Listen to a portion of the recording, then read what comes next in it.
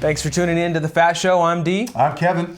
And the FATT Show is football all the time. We talk the NFL, we talk college football. And right now we're going to talk about the Oregon State Beavers, their recruiting class 2017. And Kevin, how do you evaluate, from where they were last year to how they're going into this next year? Well, let's first look at the recruiting class, where it's at right now. And it's the best recruiting class since 2013. So it says a lot about what Gary Anderson is trying to do. Now, this is being his third year. This is a coach that's been in the Utah sector, I'd like to say, as far as a coach, but then then having some time with the Wisconsin Badgers in the Big Ten, and then now coming to the Pac-12 with the Oregon State Beavers.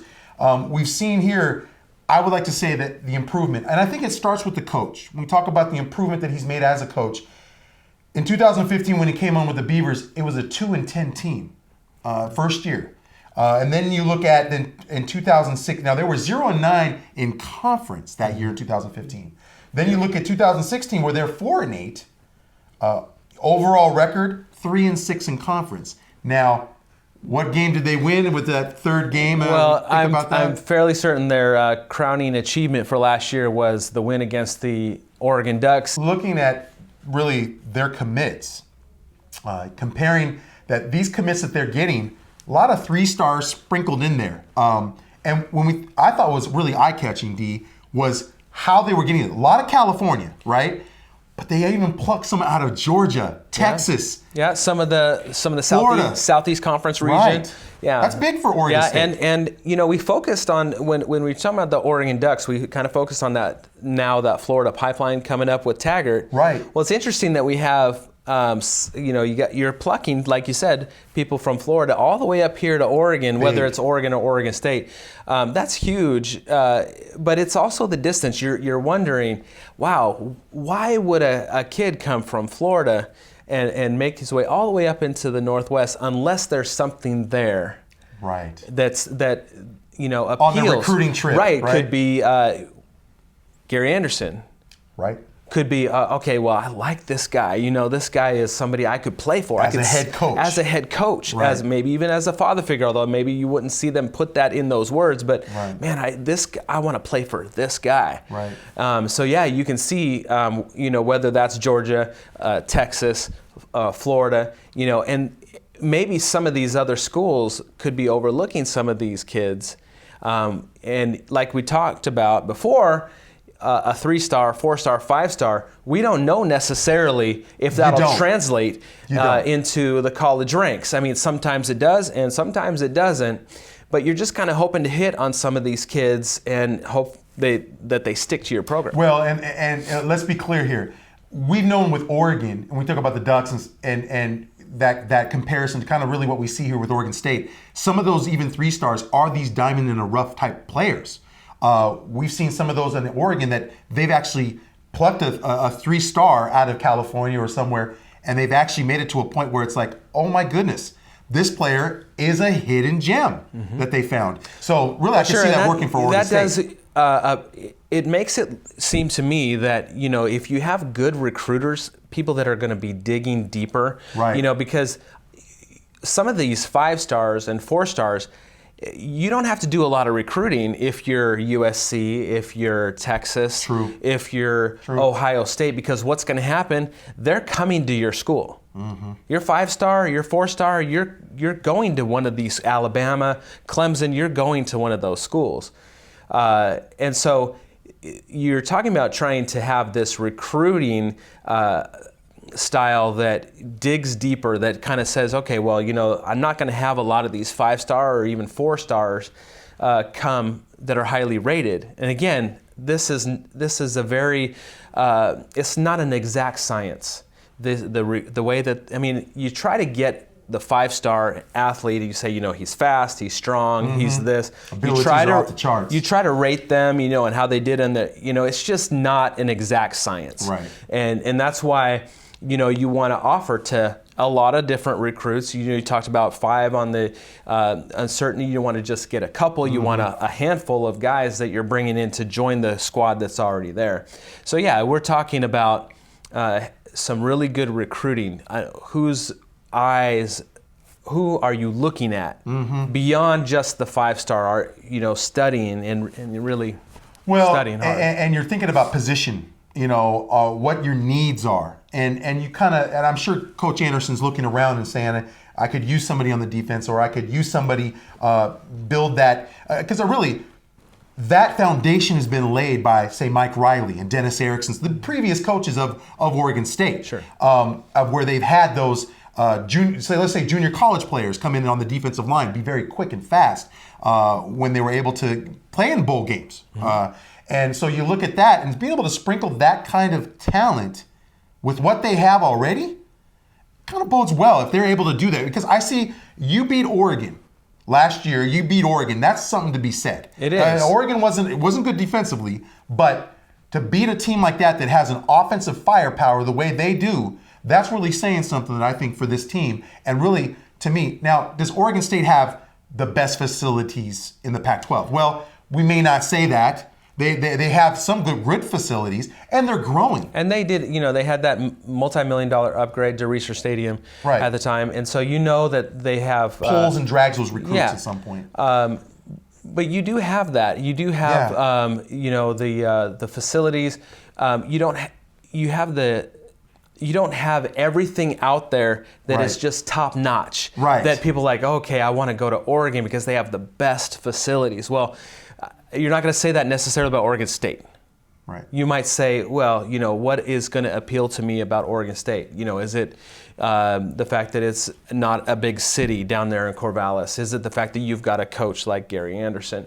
So there's a lot of things to factor in there, and that's why you're digging deep for some of these recruits. And also, too, you look at it as a student athlete, they're also thinking about the academic side of things, because Oregon State is no joke when we talk academics. Sure. They've got it's a great university all around, and the thing is, we talked about this before, but only about 1.6% of all of the college players in the country are going to be playing in the NFL. So the schools, the education that you're going to get far outweighs. I mean, even if you do make the NFL, the average lifespan in the NFL is only about 3.5 years.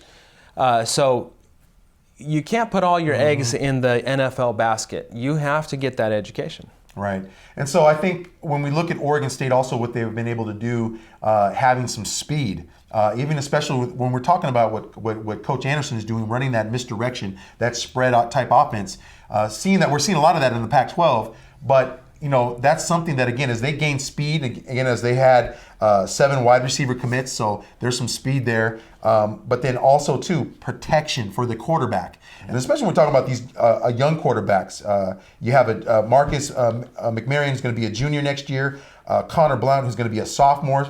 Seth Collins is going to be a junior. So they have a sprinkle of quarterbacks in the cupboard that they have to protect, that they have to have an offensive line to protect, have a good running game, but then also, too, have that talent to be able to put up those points. It'll be interesting to see, though, too, they have the spring game coming here on March 18th at 1 p.m. That will be on the Pac-12 network. And what's interesting, you look at their schedule for 2017. They play a team, Portland State. Seems like Portland State is always on a Pac-12 schedule. We're talking Oregon and Oregon State, right? Sure. Yeah, well, I mean, for Portland State, that gives them experience with a bigger team, a more experienced team with regards to the Pac-12, giving them. And they get a little bit of money. And a little bit of money. Right. And that's really what the whole goal is. To build facilities and to support the program. Yeah, it all really pretty much boils down to money. And then they have Minnesota, who's out of the Big Ten. So they play a Big Ten team, which I find interesting. Coach Anderson being a coach with the Wisconsin Badgers at the time. Then you look at getting into the conference schedule on September 16th with Washington State. A team that I think really surprised a lot of teams that they played with Coach Leach, with Oregon, beating Oregon. Yeah, they had a decent year last year, and I think that they're up and coming as well. So that should be interesting. And then you look at Colorado State. You sprinkle in a little bit of hopefully a win there to gain your team confidence. But then you start dealing with the meat of the conference. Look at that. Well, you got Washington Huskies coming up a few games into the season there. And the Huskies, of course, won the Pac-12 championship last year and went on to be one of the Final Four teams. And obviously didn't make it to the championship game, but had a great season. Right.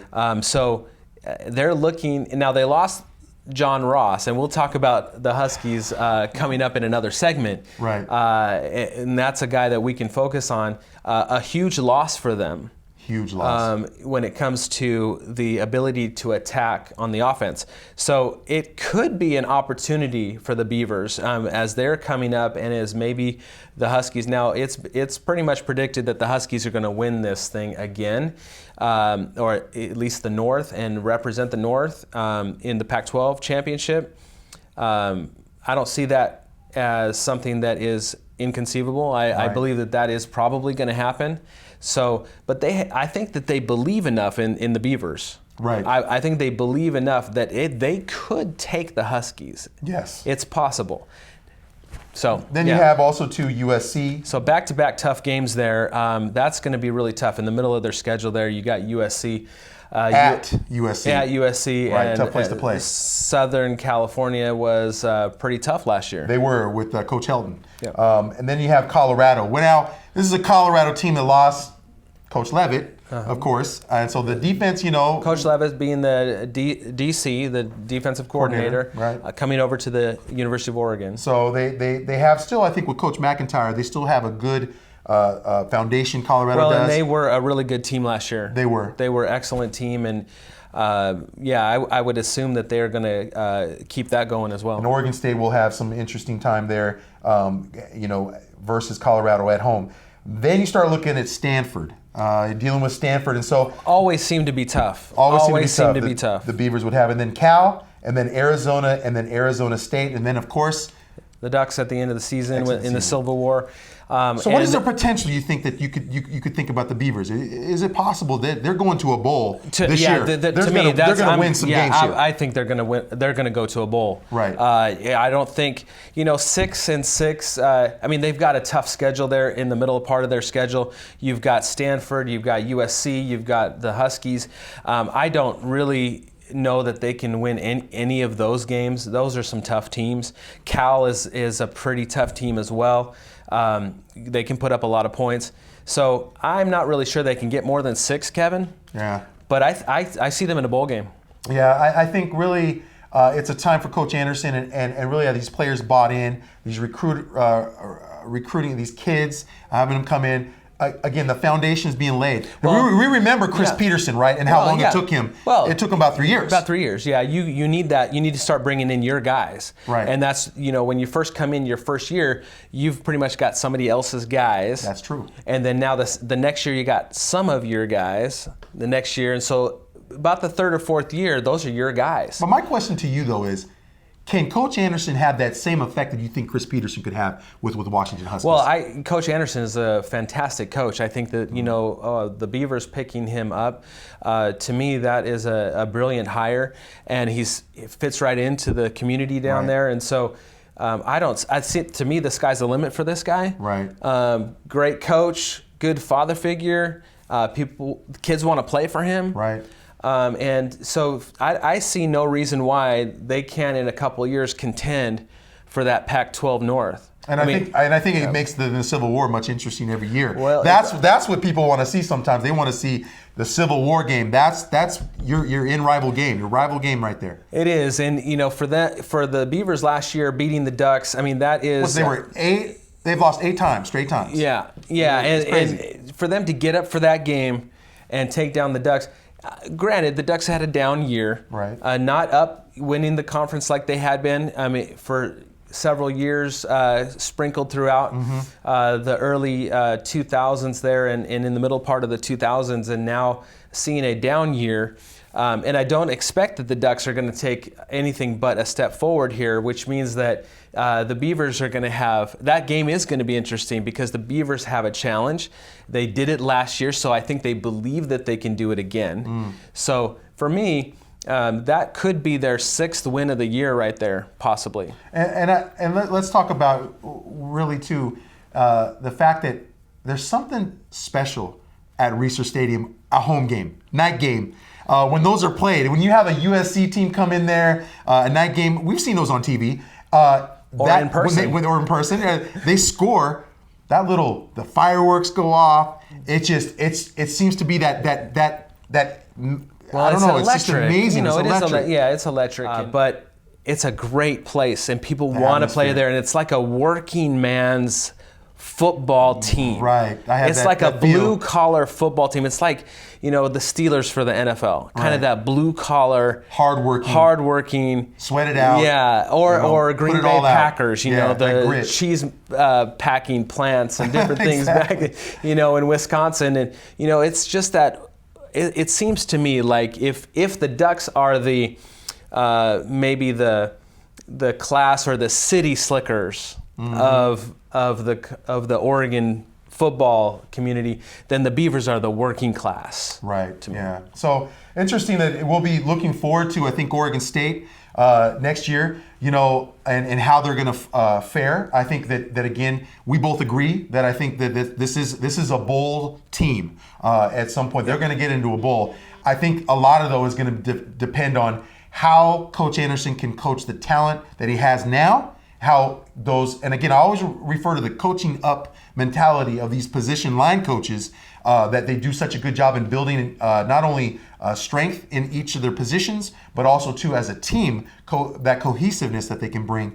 But then also to these new recruits that they can kind of sprinkle in and see how they can fare in being able to, be able to contribute something for this Oregon State team. So I think it's going to be a good season. I think that Oregon State's going to be looking forward to. Yeah, and so do I. And so in our next segment here, we're going to be talking more about the different players that we are bringing on to the Beavers. And we're going to start that here in just a little bit.